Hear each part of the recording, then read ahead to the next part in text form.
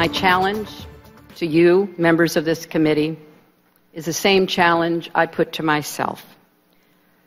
Let's be worthy of the trust the American people have bestowed upon us. They expect us to lead, to learn the right lessons, to rise above partisanship, and to reach for statesmanship. Hillary Clinton on the Hill today to testify before the House Select Committee on Benghazi.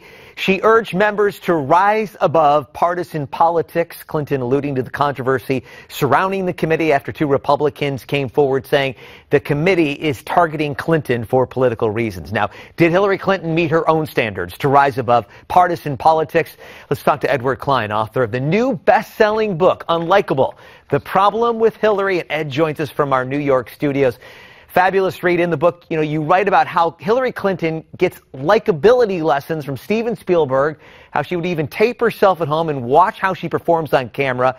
Is her self-help working? Today, did she come across as likable, or at times did she come across as angry and defensive? Well, it depends on whether you like her or you don't like her. If you don't like her, you don't think she did a very good job today. If you like her, you'd think she was polished and prepared and sharp and decisive the way she was on the Democratic debate. I personally think her performance today and the performance of the committee, which is equally important, is not going to change many minds. May not change many minds, but obviously it will have an effect on politics as we enter this 2016 cycle. You wrote an interesting piece today, Newsmax.com, about Joe Biden not entering the race. Do you see her now having a pretty easy path to the nomination? Well, you know, my sources, very, very good sources, tell me that every night Valerie Jarrett, the senior advisor to Barack Obama and Michelle Obama, gives the president and the first lady a update on the FBI investigation into Hillary's emails and into what the prosecutorial team, there are 8 of them, are doing in the Justice Department in collaboration with the FBI.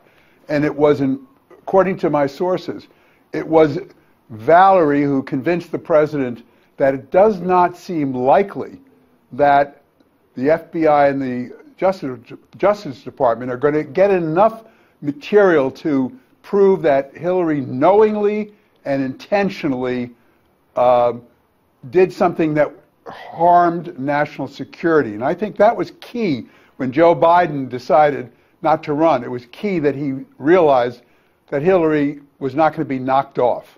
Well, you said not likely, but in the case that she is indicted, would Joe Biden possibly think about swooping in? Some have said Biden's speech kind of suggested that, leaving the door slightly open.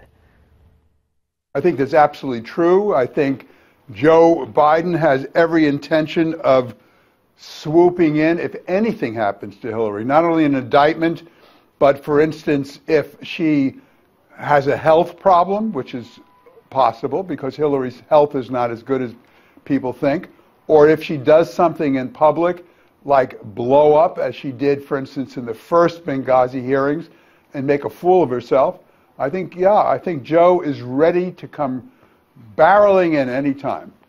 All right, let's deal right now with the reality that we do have, which is pretty much a two-person race. We've got Hillary Clinton and Bernie Sanders. Does Biden's decision bolster Bernie? No, I think it bolsters Hillary more than Bernie because the pollsters tell us that when they take a poll without Biden, Hillary's poll numbers go up a lot more than Bernie's do.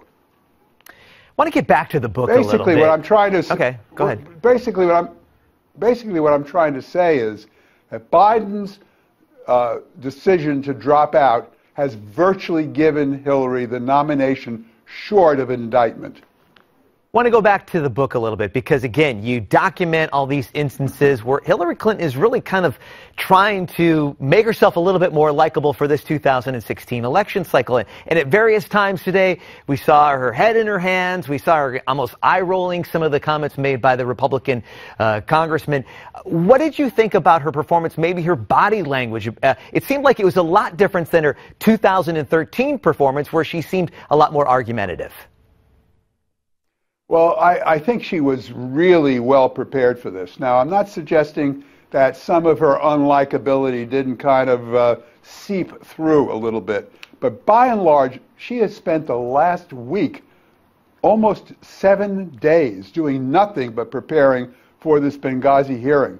And, you know, she's a very good preparer.